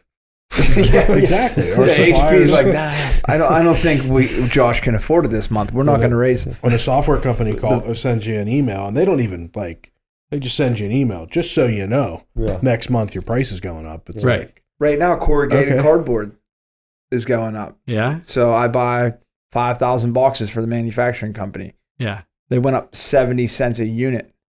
And what am I going to do? Nah. Hey, guys, we're not going to put things in boxes anymore. No. R&L Freight, you deal with it. We're going to throw 1,000 foot of ductwork in the back of your truck, and you figure it out. No, you just take it. Right. have to. So you got to adjust your prices. Right. We have 2 years now without a price increase. And I kind of I'm glad that the prices went up, because then I can adjust my prices and keep the bottom line going higher, you know? Yeah. Yeah. So mine, most of my pricing is based off of like a percentage. So whatever we're getting, like we have our on the back end of our system for like the copies, for example, like we put in how much it costs us for the print, and then we put out how much it costs us for the paper and for each paper. And it's all, there's a calculator that's programmed into it. So based off of your quantity, then it adds the margin based off of, you know, how many sheets it's going to require for us to print. We print on bigger sheets. And so you plug in what you want. You want a 4x6 postcard, and you want 100 of them. And on the back end, it's going, all right, well, the paper costs 12 cents and the print costs this much. And then however many you're going to need, and then times that by whatever the margin is going to be. And then it gives you the price per piece. But I mean, I don't really get much sticker shock, because we're just getting orders coming in. So there might be people that are coming on our website, and they go on and they get a quote, and then they're like, I don't like this, and they go somewhere else. I don't hear it. Yeah, but you're not even having that discussion. You're not having that awkward right. No, I don't. That's awesome. They get the price before they go on the next page and then upload the image, and then they go on the next page, they put their contact info in, and then if they've gone that far, it is what it is. Yeah, right. So they already saw the price. Then it's just a matter of we receive it, we look it over, we check the artwork, make sure it's good, send them an invoice, and get it done. You're not like if you've ever been on like one of those like major sites, like if you screw it up and it's outside the print line. Yeah. Have you ever just like send someone a job where like their whole family's cut in half because they fuck up the design online? It's always just hit them up, and we're constantly. Hey, you have to adjust this. Grandma sent a screenshot of the picture. You don't see that? I think I do edit that one. That's a good one. Yeah. But I mean, we do what we can. There's going to be things that slip past us, and whatnot, and we just got to try to do our best and just keep improving the process. Yeah, because it's your brand, right? It's like, right. But we're hungry for. I think that's what the consistency has always been, that we're hungry for it. And it's not that like I myself, like I've gone through the burnouts, and with the fine art printing over the last couple of years, it's definitely kind of rekindled like a love for it. Yeah, sure. But the burnouts, like they don't last. And I think the part that a lot of people don't realize when they're going through the business is just that, like, if you stay in it and stay consistent and keep showing up and doing it, even just like it's a job, and like you might kind of like just fight your way through it sometimes. Like you can find love in the processes, even in the processes that you hate at some point. And that is, I think that's when you can cross a bridge of like where you get into the decades. Yeah. Like of business, because you, as the business owner, you have to do every job. Like you're literally asking the people around you, like, hey, can you do this? Can you do this? Whatever. And then when one of them says no, or they drop the ball, which is like them saying no without saying no. Mhm. So you're like, well, this has to be done, and I got to do But it. you know. You have to be willing to do every part of the process, and not just willing, but good at it, Sure. best at it, Yeah. efficient. Like, Yeah, and like if you don't want to be doing it, then don't offer it. Like, don't offer it as a service, Right. because 100%. you're gonna be the one that ends up So, doing it at some point. I was in the dry cleaning business for 15 years before I bought my shop. Yeah, And the first day of owning my business, I realized, well, probably a good time to learn how to press pants. yeah, So I never, I delivered clothes. So if a pant would fall off a hanger in the van, I would take it back to the plant where I worked, and I would have the girls press them and put them back on the hanger, because I couldn't even get it back on the hanger right. yeah. So I spent my first couple of days owning my own dry cleaners with my phone propped up, watching YouTube of a Korean guy in New York pressing pants. Yeah. And I was like, well, there's 100 pants here. You're going to be really good, or you're going to quit. And I know I'm not quitting. So Right. Those I would first just couple watch. guys got really jacked up pants. Oh yeah. I actually would not crease real pants thin. at the beginning. I would take the creases out of them because I was better at pressing them flat. And I figured they would at least bring them back and be like, hey, can you put a crease in them? And I would grab the old stuff off of the conveyor that no one had picked up in years, and I would practice on those to put the straight creases in. Nice. And I did have some people like, who the hell doesn't press and crease a pair of dress pants? And I'm like, oh, I got to figure it out now. Come on, I'll redo them for you. But you gotta do it. I mean, like you said, Yeah. someone's inevitably going to call off. Right. In your career, someone's going to quit. Mm-hmm. You have to be able to do it. You got to know all. how to play every position. Yeah. Absolutely. And there's when we say our kids can't go without, you always have the option to fire everybody. Right. And then payroll's not so bad. Yeah. That's the saving thing about knowing. But these companies that are run from afar, Yeah. when they fail, they crumble, they lock the door and they close because there's no one willing to Right. do it all for nothing. But we're dumb enough. We'll work for nothing forever. Yeah. As long as our kids are good and the bills are paid, Yeah. that's a win. Absolutely. So how old are you? 37. 37. So you're Yeah. a little younger than us. A couple years. He's more mature though. Yeah, for sure. For what you lack in years. So Well, Appreciate it. I wanted to bring up what we talk about, I think, every episode. Yeah. Is the whole idea of 30s for learning and 40s for earning, right? Yeah. you're on So- a good pace. Huh? Yeah. He's on a good pace. Oh, yeah. Yeah, You you're You're started really- working when he really- was 16 and opening Yeah. businesses. He's on a real good pace. Yeah, He's you're finding his niche. But I think that part of the idea, and you're ahead of your curve when you decided what part of the product you didn't want to be dealing with, Yes. where you wanted to focus. That was it. So Right. it's not even just earning, the bank account's going up, which Focusing. it's focusing on Correct. what you want to do, because going to work every day and thinking, I got to do this for the next 30 years of my life, Mm-hmm. potentially. Can be a little undaunting. Yeah, but if Yeah. you're doing, you can only print so many business cards before you're like, I don't want to do this anymore. Right. That's where the burnout comes in. Correct. Yeah. Yeah.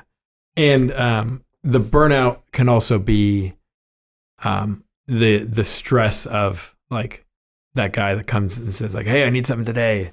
And the people that need something today, they never know what they want. They don't have graphics ready.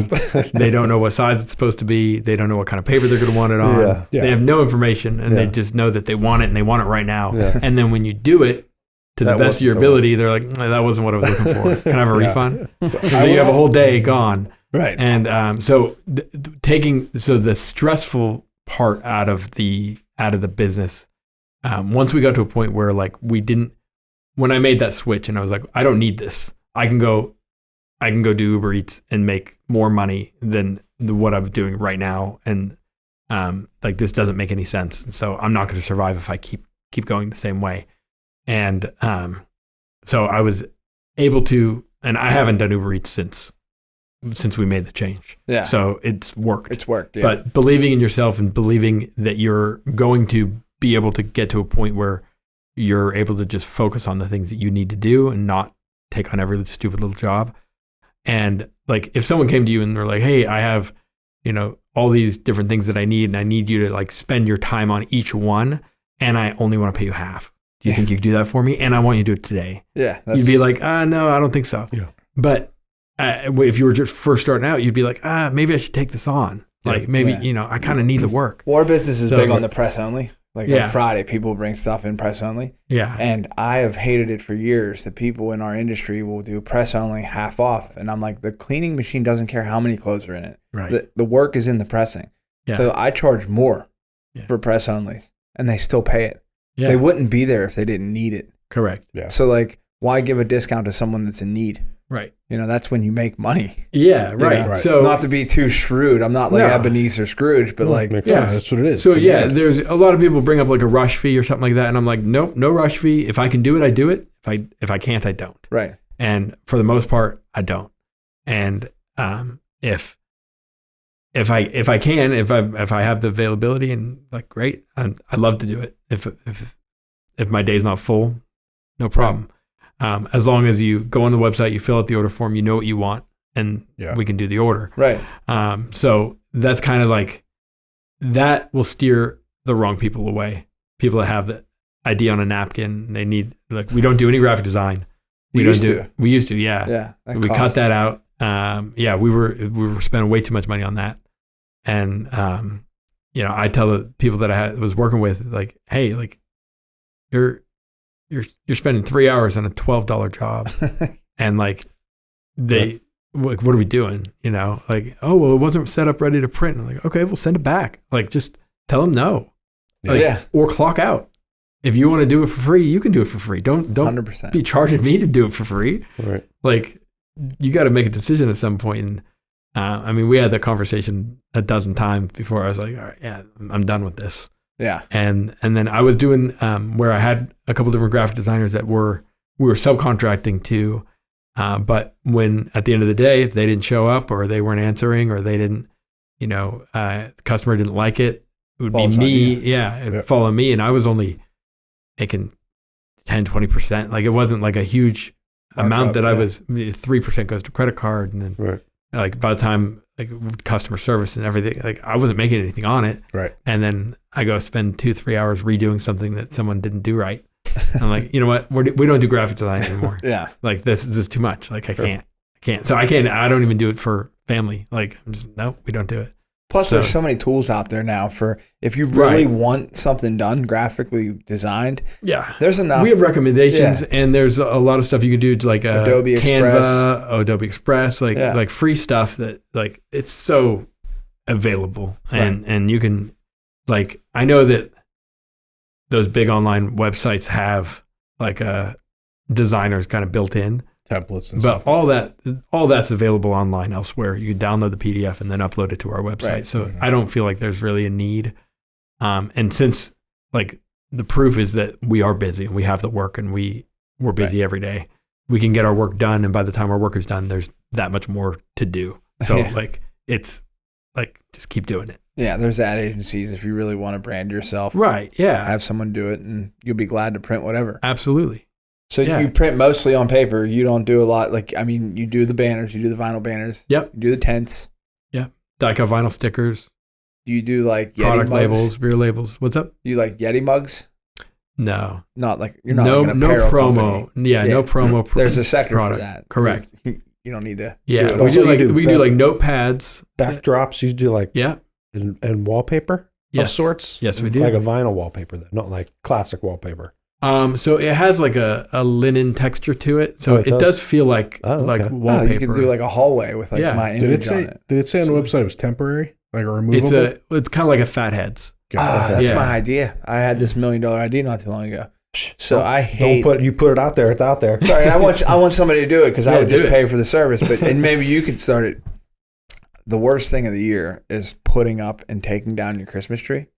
And I have kids, so I'll do it because it's like tradition. Fun for them, yeah. But like when I was 27, I did it because it was still like tradition. Yeah. But if I could just take a picture of that Christmas tree and get a fathead, stick that bitch on the wall, I don't think that's. Eventually, your kids are going. Eventually, your kids. But it will would be start like doing your it too. family's Christmas tree, so it would still have some sentiment. It wouldn't just be a Christmas tree. You'd be able to look at it and be like, "Oh, there's my ornament from kindergarten." Put some LED lights on there and Get some light strip. Could you make me get some command hooks and like hook all your ornaments on there? Could you make me a fatted Christmas It would tree? still be up in January. Of course Joe. I could. No, I'd definitely put a swan in front of it, or like the Masters or You something. can put it. You can take it down real easy. Yeah, it'd be sweet. Roll it up in a tube, throw it in the attic. Wouldn't even have to get the ladder. I'd just throw it up there. Yeah, it's repositionable as long as you keep the, you're putting it on a clean wall and you keep your the paper clean, and then you put it back on the paper and Dude, or you can move it around. We're getting like some crazy. murals in there. We're Yeah, getting a big pin check. your tail So on. that was a business idea I had, is to take license street art and be able to Graffiti a wall. Yeah, and like take that and then bring it into wherever have lots of art that you could pick from, and then be able to order it as a wall decal. It'd be pretty cool. I haven't developed anything yet for it, but I think we you had a can print buddy that did graffiti. we have lots. Yeah, because Yeah. I think we tried to get him to do some work for us, and then the township said no. But I wanted to have the dry cleaners, instead of having like the block letters, I wanted it to be graffiti on the wall. Oh with yeah, an Ross arrow. Township didn't like that idea. They wouldn't go for it. Huh. I mean, the Anarchy A and everything was going to Yeah. be there, and they were Right. just like, You gotta ask for forgiveness, not I permission. know. And I was like, this dude just showed up. I don't even know who did it. He spelled it wrong and everything. But, Oh. yeah, that would be cool. Like to just be able to put it like, Yeah. especially for like applications like this. I mean, you're trying to use this for an accountant. thing. Take it down. Take it down. Nah, I don't take anything down. No, you forget to take it down. You could have seasonal stuff. Shit, man. Well, Well- my gears are spinning. No, I mean we have stuff Endless. all over. If you go to the Iron City Boulders, have you been over there? Yeah, it's like In Lawrenceville, the climbing wall. Yeah, so the men's and women's bathroom, there's a wallpaper that we did. There's like in the men's, there's a man climbing, and in the women's, there's a woman Okay. like That should have been climbing. flipped. Yeah, and so we did those, and we got stuff all over, but that was like a nice big piece that we were able to put out there, and That's cool. So then you like overlay it. So like if it's real big, there'll be a seam, but you just kind of like overlay it. yeah, it's just like wallpaper. Regular wallpaper. Yeah. And so there was one that we did do recently. So now, I don't do installations anymore. Now we have a guy that does like car wraps, and he does like vinyl installations, and he does stuff for us. Like we just, if someone says they want it installed, we're like, okay, cool, call this guy. Yeah. He'll do it. He'll invoice you Okay. on his end. Wise beyond your years. I don't want to. It ends up being something that like when I do it you quote for like 2 hours, and you're out there for 8, and you're like, it can be a pain. So I'd rather just like delegate that, let someone else. Customer's happy, doesn't Yeah. fall back on you. He's 3M certified. That's all he does. He does wrap. He doesn't do any printing.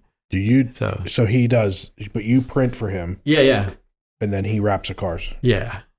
We're going to talk after the podcast. yeah, we Yeah, got easy. we got Easy. some wrap I got jobs. a car that needs wrapped. Get it. Yeah. Now 5 years ago, Josh would have been like, "Do you have a garage that I can wrap it in?" Because I would've. He would have did it himself. I've done it. because we I've talked done it. about doing my van. We still haven't wrapped that van. We got to get a new one. Yeah. But it's one of those things you like think you're like, "Oh, I want to wrap it," and then you're like, "Well, I don't want the phone calls." You know what I mean? Like, Yeah, we have that the car from We the turned our property phone off. management company. We turned our phone off. no, I'm saying like if I it know. was our business. I'm just saying, I cut it out. Like I can't. Yeah. yeah. Yeah. Oh, you don't have Email a phone. only. Nice. Email only. Like Well, that's all the big Or- companies do. You can't Yeah. get a phone number and Right. call No. any of these companies. yeah. Not only just the big companies. How about the government? Yeah, well, Like Cash App. Like I know, like for that you can't call anyone. Like Yeah. the No. only customer service they offer is through Twitter. So we have a state of It's the all art. public. That's what Yeah. gets it done anyway. Right. We have a state of the art point of sale system. You can text us. We have Twillo through the point of Yeah, sale. I remember you email. telling me, you're like, this is life changing. Yeah. Everyone like pays before, like when they drop it off. It's great. unbelievable. And then Yeah. like they get reminder texts like at 5:00 about the next day's pickup. I never even thought about just not offering the phone number. I mean, because they'll text message. If it's on fire and you need to call, then Yeah. you call them. Right. But if you don't, because they can't call into that Twillo number, it's a separate number. Yeah. They just get Credit card processing though, isn't it a requirement to have a phone number? No. No. Not for No. credit card processing. Not I anymore. don't think so. No more dial-up. Probably with dial-up, you needed to have. Mhm. No, I mean like on the website. No. No, not at all. Maybe No, it's not just on the for website. tobacco. It might be. It's probably just for high risk. There might be something. I mean, we do have a business line, but No haven't- one's answering. I haven't you. looked I think at it. the only thing that, so it doesn't have to be on the website.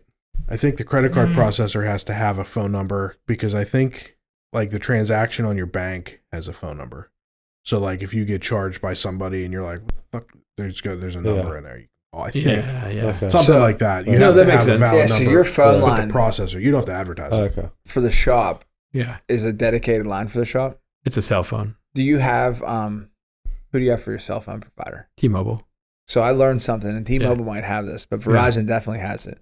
So the manufacturing shop had a phone number with a voicemail, like a voice recorder, and we don't get any phone calls. It's like we might get 2 a year that are important. So Verizon has an app called One Talk, Yeah. and you can get rid of that cell phone for the shop, and then it rings to your personal phone, but it rings through the app. So it's not like your phone's ringing. It's awesome. Yeah, Nice. our office phone system's that way. And we don't do any business inside of the 412-724 area code. Okay. So all the telemarketers that are calling you are calling from 724 and 412. Yeah. So I'm like, we don't answer any, we don't answer any of those. But You know it's right nice. away. And it has a voicemail set up to it. And because I learned through the hard way, like we were going to carry a cell phone. We were just going to have it down at the office, at the plant. And the guy was like, why go through that? And he was like, this app's free. You just own the phone number. I'm like, this is sweet. Yeah. Nice. Verizon, No, that's cool. legit. So That's definitely one just way get to rid do of it. Yeah. Ours, all the voicemails get transcribed into a text. Yeah, that's awesome. So we can text back, and although we stopped doing it, like I just can't. Like there's not enough time in the day to do just a minimal amount of work. Yeah, like you're running 20,000 labels on Monday. Like Right. there's no Correct. time to do anything else. Right. You know, if someone needs something, sorry, it's not getting done. It can be a blessing and a curse, but that's where having the limited time is. I'd say that's a good thing because we're able to say no a lot easier, and just like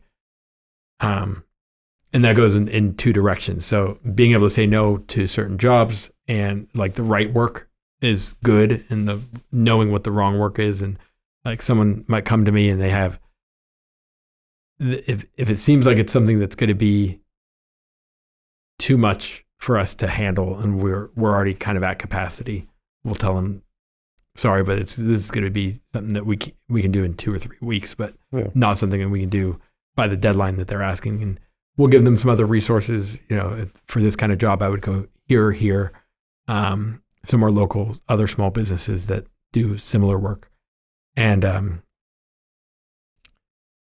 it's obviously much better instead of burning the midnight oil and, you know, working for, even though you're making good money, it's not always good, especially if you're burning out. Right. That's the stress is definitely what'll get you there. But also being able to say no to the product that you're turning out. And like, if you're on a budget and if you're on a very limited budget and you print 1,000 of something and it's not the greatest, you have to give it to them because like that's all you got. Right. But if you have room and you print 1,000 something and it's not the greatest, you're like, do it again. Right. And you can come out with the best product and make it right and do a good job, then that changes the game. So like whatever that applies to in your business, like there might be, I had a friend that does commercials, and like that might be the difference. He was first starting out, like that's it. You get one take, you know, and then now you got a little more budget and he's been doing it for a decade, and he's able to kind of loosen up, and you can buy that extra microphone that is going to make the whole difference. Yeah. You know, like being able to say, no, this isn't quite good enough. Let's spend an extra day on this. Like that room to breathe, that's a huge way of growing your business for sure. That's a great Give yourself lesson. an out. Yeah. You don't put yourself into a corner. Exactly. That's a great. Absolutely. And that's that too. Like you don't realize when you're in it, but once you're done, you realize that like a lot of your behaviors were that backed into a corner behavior. Right. When you're like making more risky decisions and just trying to do everything you can to grab at. And the less you do that and the less you take on, that is going to being able to identify what those stressful things are going to be, and then figuring out, how far you're willing to go on it. Yeah, because I know in our business, it would be great to do 1,000 shirts a day, and the money would be great. Mm-hmm. The problem is you're going to lose 60% of your customers because you can't produce a quality product when you get over 300, 400 in my facility. Yeah. If I get over the 300 mark, Yeah. now you've just worn everybody out. Right. Now shit's going out the door, buttons are cracked, and now the next week you might have 200 shirts, and there's no way to get those other 100 back. It's going to hurt you in the long Yeah. run. Yeah. Absolutely. So it's quality's a king, Yeah. especially like my business, your business, in your business. If My you start business fucking too. things up, man, it's not even like customers leaving. It's phone calls from people you don't want to talk to. Exactly. Legal ramifications. and Right. stuff. Is there special insurance for businesses like yours? Yeah. Yeah. There's errors and omission insurance in case we Yeah. make mistakes, but Yeah. and we're covered. But we Still not something you want to deal with. Yeah. try not to make mistakes. The insurance man always wins But too. I mean, that's in my business. When you make mistakes or something happens, there's penalties and interest. So Right. that's typically where we end up having to be. We're like, well, I got to cover this guy's penalties and interest because we screwed something up. But Yeah. it happens. Speaking of insurance, so you have Yeah. to carry a special insurance if you have original artwork coming, but you actually have somebody else taking the photos, right? Yeah. Okay, so So- he has insurance, I'm sure. Well, yeah. Yeah, to cover. Hopefully, yeah. Yeah, I'm sure it yeah. is. So you just have general liability and insure the machines and Yeah. stuff like that. The space and the machines and the building, and if someone Falls outside. right, Yeah. we're covered. All the basic stuff, but there is a interesting clause in the insurance for printing businesses. There was one, and it might be an old wives' tale. I don't know, but everyone kind of talks about it. Where there was a print shop and there was like a VFW that was raffling off a car, and they were printing the raffle tickets, and they accidentally printed 2 of the same number, and that number got drawn, and the print shop had to pay for the second car. Oh man. And so now insurance is like, if you do raffle tickets, you're not covered. Really? Yeah. Raffle they're- tickets. Like, don't even print them. Yeah. There's always like a weird line. or if you do, it's on you. That sounds like a scam. Like, what are the chances? Like, not only a print shop, but as the designer, like, Yeah. really? There's 2 numbers? Like, how did that I mean, if you even get a happen? misprint and then you have to print a sheet again, and then you I end up guess. going Jam. back in there. Yeah, you got a I paper guess. jam.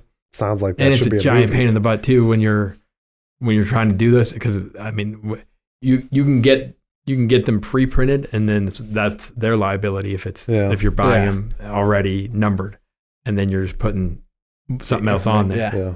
And but it's still like it's still a pain because one of those jams, and you're like, well, what numbers did it have on it? Let's reprint those. Yeah. They take a chance of missing the number. Yeah. Right. Yeah. You Don't- can't don't miss even- it. yeah. You can't miss one. Don't even mess with it. Right. Yeah, so in my business, the insurance is kind of unique because I have a bunch of shit that's not mine in my building all the time. So I have to carry the insurance to like replace all that. Liability. Yeah. If if you have a project that's completed in your shop, it's not really owned by them yet. Right. Yeah. We Yeah. can reprint it. Yeah. We can scrap it. It's wild. Do you Insurance, print man. raffle tickets? What's that? Do you print raffle tickets? No. No. No, he's not a fool. He's the smartest man in the print game. He's like, I'm only doing what I want to do. And Yeah. what a great place to be in business. You know? No, I'm thrilled, honestly, and we're at a good spot, and the people I'm working with. Well, you're feel like working it's with a your great- fiance, right? Yeah, So yeah. that's awesome. She's How taken long? on a good ownership of it and the product that we do as well. So I mean, she runs the place. How long have you Mhm. been together? 4 years. Where'd you guys meet? The Gold Mark. Oh, yeah. Yeah, in Lawrenceville. Lawrenceville, yeah. Yeah. Oh. So she wasn't an employee that you decided to marry. No. That came later. You were single dad for a long time, huh?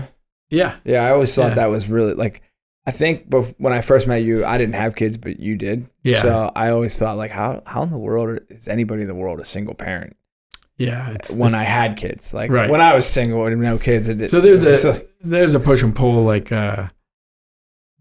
if thankfully we are able to co-parent, and it's like a 50-50 situation. So I got a full week off, full week on. Yeah. I'd love to have more, but so would they. So it just kind of works. Yeah, you guys are in a good spot now. Yeah, right. And I feel like he's 10 right now. He's only got 5-6 years left of like actual parenting that like it really matters. And then once he has a car, you might do whatever. Yeah, He's gone. Exactly. At first, it was like I need to do something to be a stay-home full-time dad. Right. And there was like there's not that many options to work from home, especially then. I mean, and then there's more now. Yeah. Right. And work from home then wasn't a thing. Yeah. Like, and so you have that, and then I've been an entrepreneur before, and I knew that I couldn't break $10-12 an hour. Yeah. Like at the time, and I'm like, I know I'm working more than that for myself. Like, and I get to be with him all the time. I'm not going to go make $10 an hour to pay someone $15 to watch my kid. Right. Like, so I needed the business up until the point that he was going in school. And then once he was in school, I was like, well, I could go get a job, or I could stay doing the business. And I was able to kind of weigh my options. And, when it became something that was viable, it made sense to stay with it. There's a whole community of people who are glad that you pushed forward. You know what I mean? Like, thank you. Yeah. The artists, I'm sure, appreciate you. Yeah. Because I mean, you're like we said earlier, you're helping them pay their bills now. Absolutely. Yeah. No, I mean, there's people that I see the amount that they're spending with us, and I see what they're charging. And like, let's say you're charging 5 to 8 times more than what we're charging you, and you spend $500 or $1,000 a week with us. Yeah. You're doing pretty good. Sure.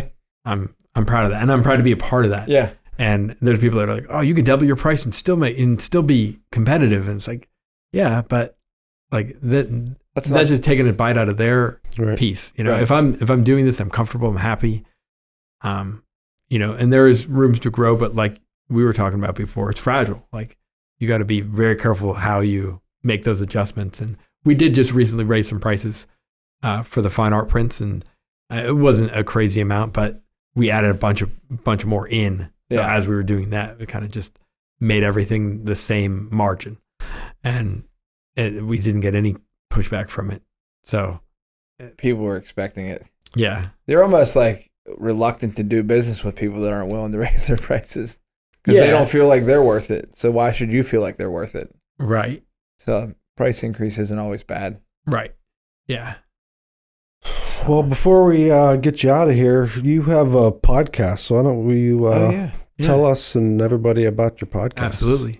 I have a podcast called Thoughtful Discussions with Josh Snider, and I interview artists and entrepreneurs and try to, very similar to this, try to find a little bit about who they are, what they do, what makes them different, why they do what they do, and what they bring to the table to the community.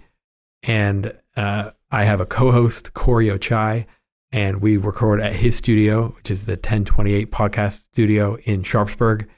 And we put together this, we have a really good chemistry between Corey and I. We did some crossover episodes, and after doing, we did one, and then we did a second one, and we did a third one, and where it was just the two of us.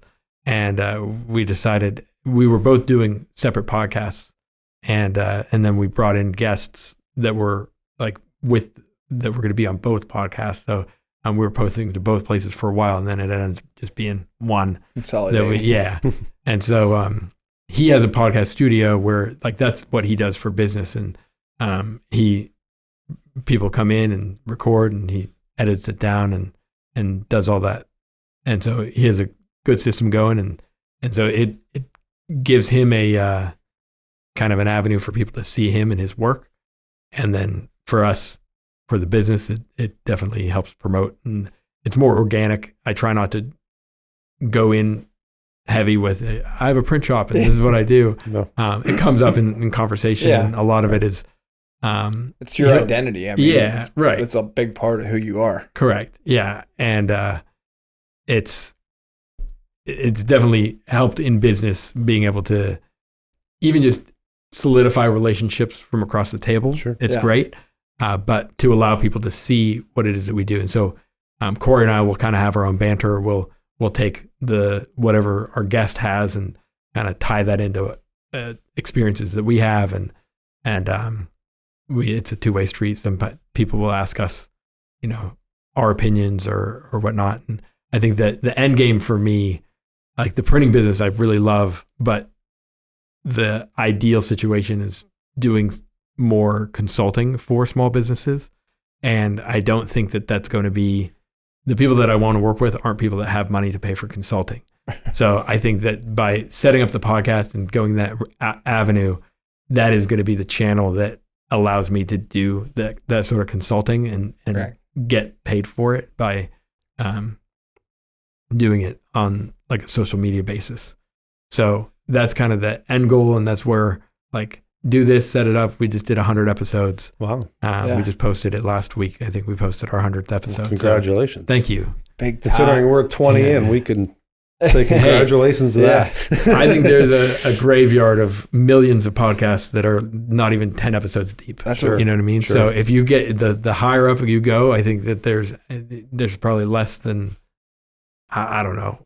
And just to throw a number out there, just in my head, I think there's probably less than 500,000 that have over 100 episodes. How often do you release an episode? We try to do it weekly. Okay. It comes and goes. But like I took the month off because we were going to be moving. We're running late on that, so we're not moving. But now, so I'll probably end up taking 2 or 3 months off. But we still have some in the bank. I think we have like 6 or 7 episodes that are not posted yet that are being edited. We talked about it. You can release this on there. Yeah. This could be 106. Absolutely. Through some time. So. Yeah. And then I was going to tell you a little bit about my format, so I might as well do it while we're on. Yeah. So I don't tell people that this isn't part of like the podcast, but it's part of like I tell the guests before they come on. And so we do, I call it past, present, future, and then kind of like who they are, what they do, like the meat and potatoes. Mm-hmm. And so we start with current. So like that's like their 1-2 minute elevator pitch of like who they are and what they're doing. Like give me a snapshot of who you are right now.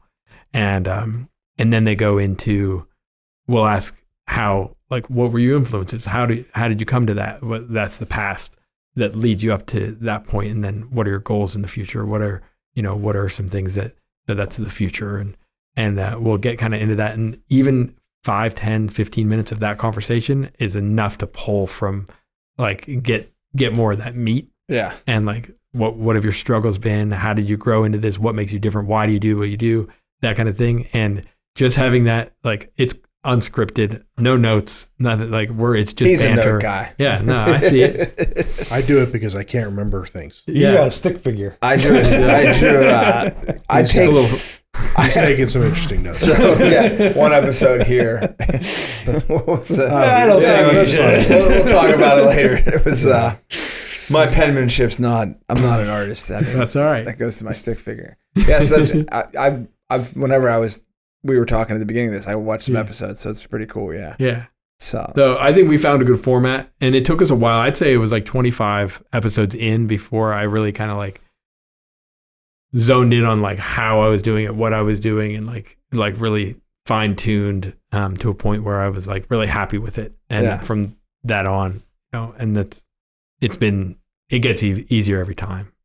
Yeah. Sure. I think we, like our first couple episodes, we kind of were looking at a lot, like what are we doing here? Yeah. But then you kind of just find a groove. Yeah. Yeah. And the, like, this is a good situation. It's very similar, banter back and forth, talk about, different things, but you use the guest as, like, I could never do, I hear like people that just sit in front of a microphone and talk for an hour. Single, one up. I couldn't imagine. That's frightening. Like, I could never imagine a non-conversational podcast for myself. I don't know. I mean, I could listen to hear me talk for an hour.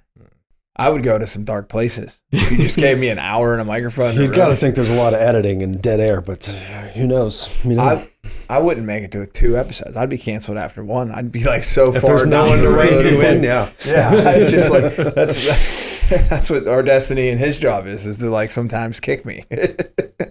So Yeah. yeah, this was fun. I mean, I appreciate it. I followed you from afar. Yeah, Glad to get likewise. filled in the whole story here. Yeah.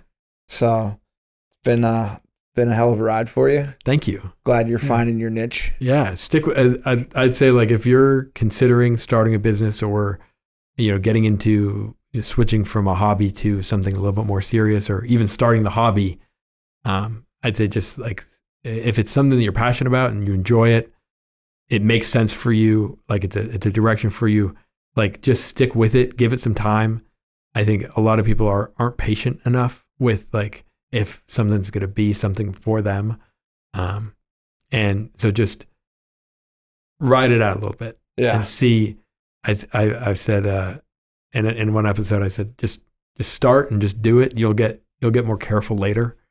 You know, like you'll start to figure things out. And, maybe I shouldn't have done it that way, or maybe, you know, whatever. But if you don't do it, if you don't start, and like, I think my brother and I were talking about growing up young when we were younger, and we started this business right out of the gate. Like I was 18, and we just in Southern California, you have to go nuts just to get a little bit of business. Yeah. And so now we feel like here kind of have a advantage because people here don't have to push so hard, and so we just push a little bit, and we're already pushing harder than everyone else. And so growing up in that environment where we had to really get out there, we noticed one thing that we didn't talk about what we were going to do. We didn't like put that out there. We just like we were big on just doing it, and then showing later, like and just do it, show people what we're doing. And just keep that consistent.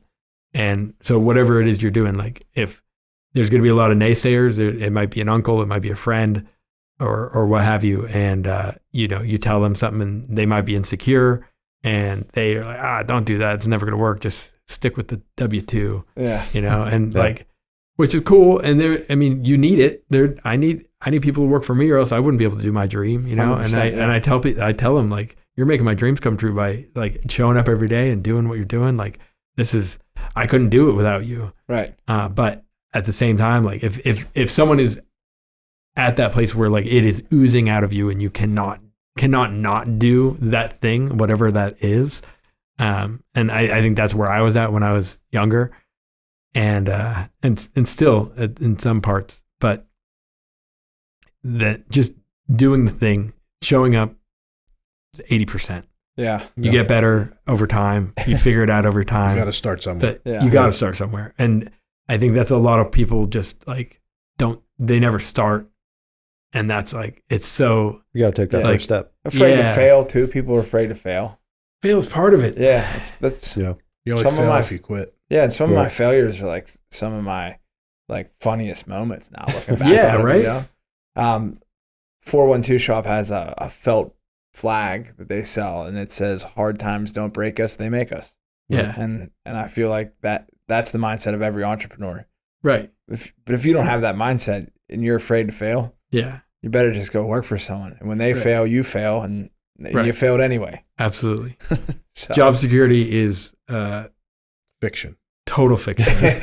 And like it's scarier to depend on someone else for your job security to me, because you're hoping and praying that they don't decide tank or just decide they don't want to do it anymore. Right. Yeah. And like you have no control, where like if you're doing it yourself, if you tank yourself, like at least you had control. Right. And if you're a good business owner, you're so afraid to fail for them. You know, right. Like I'm more worried about like the people that work for me. Like if I let them down and like. Right. Well, I say that all the time when people were like, well, weren't you scared when you went out on your own and lost that job security? And I'm like, well, what's more secure? If I have a list of clients that all pay me every month, or I have a W-2 with one person that pays me, one company. That one company could decide tomorrow and my income goes from here to nothing. Right. Where I would have to have a list of clients fire me to get the zero. Right. I think there's more security a lot of times in owning that business and having a list of customers. Yeah. As long as you do good work. Yeah. That's it. Yeah. Do good work, get paid well. Yeah. Yep. That's right. That's a great concept. Yeah. So I hope the young people keep on thinking that way. Absolutely. And it's easy to try to make a quick buck. And you're like, oh, what's trending? How can I capitalize on this? But if there's no passion, it's going to burn out. Absolutely. And I've always said fast money spends fast. Does. Like if you get Spends a windfall, faster. if you get a windfall or something, that's when something breaks, or you're like, all right, well then I got an extra 10 grand. I'm going to buy this machine. Right. You know, an entrepreneur will spend fast money faster than anyone else. Oh yeah. Absolutely. So I wanted to close with a couple quick fire questions, opinion questions. Great. Oh boy. Yeah. Is it presented by Momentos? I think some of these would It's presented by Pittsburgh Water. You would think would be one answer, but maybe surprise us. RBG or CMYK?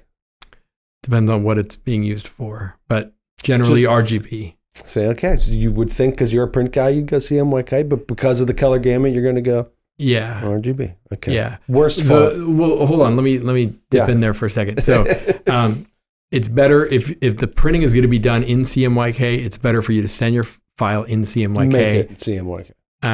Because those colors aren't going to get manipulated by us or the printer. And you're going to see it exactly the way that you're going to get it. Start it and finish it in CMYK. At least a little bit. The one caveat to that is that you're seeing it on a computer with a backlight. Right. And the computer that you're viewing it on is in RGB. And so when you save a file to CMYK and you can see it, it's a simulated image because it's not actually CMYK in the screen. He asked a print guy a rapid fire print question. Yeah, sorry. This is Pop or soda? Well, this is going to get more opinion. Worst font. No, it's the same for everyone. Papyrus. Okay. Yeah. Well, some people go Comic Sans. I go the Patron font. I see it everywhere, and it makes me sick. That one's That's the new one. That's the new. Ooh. That's the new Papyrus. You'll see it. We should now. be on the Now front that I porch point it smoking out. a cigar right now. I don't even know what they're talking about. Times New Roman. Art to buy, print or original for yourself. I love buying originals. Okay. Yeah. I love making prints as well, but I mean, and it depends on what it is, but I have both. Your printing process is getting so good, you might be able to keep the original and send them. Oh, there's the flim-flam. All right, that was it. Just 3. Yeah. Is it soda or pop? Soda pop. Oh, riding the fence. All right. It's that I call it pop a lot. Well, you've been in Pittsburgh So it's long enough. PittsburghPrintShip.com. PGH Print I'm Ship. sorry. PGH. That one will get you there, but the emails won't work. Okay. The PGHPrintShip.com. PGH Print Ship. It'll be on the bottom of the screen here. Yeah. Facebook, Instagram. Yeah. TikTok. And we can be All those will YouTube, be I think. Here. Yeah. Check out the podcast, Thoughtful Discussions with Josh Snider. YouTube, that's on TikTok and Instagram, Facebook. All the thoughtful discussions are on all those things too. Oh, and and Spotify and Apple Music. And full episodes are on YouTube, Spotify, and Apple Music. And it's video. It Video can be, and audio. yeah. Okay. Awesome. Yeah. Awesome. Thank you. All right, man. This was a good time. Yeah. And now we can say Josh Snider is my homeboy. Thank you. Thanks, man. Yeah, absolutely. Right. Thanks for having me on. I really appreciate it. Yeah, this is Cheers to that. This is sweet. Thank you for listening to Between Two Bridges, a business-to-business podcast. Find and follow us on your preferred podcast streaming platform. Like and subscribe, and leave us a rating and review. You can join us socially on Facebook, Instagram, TikTok, and Twitter. Yes, we still call it Twitter. You can email the show at info@betweentwobridgespodcast.com. Until next time, make it till you rake it.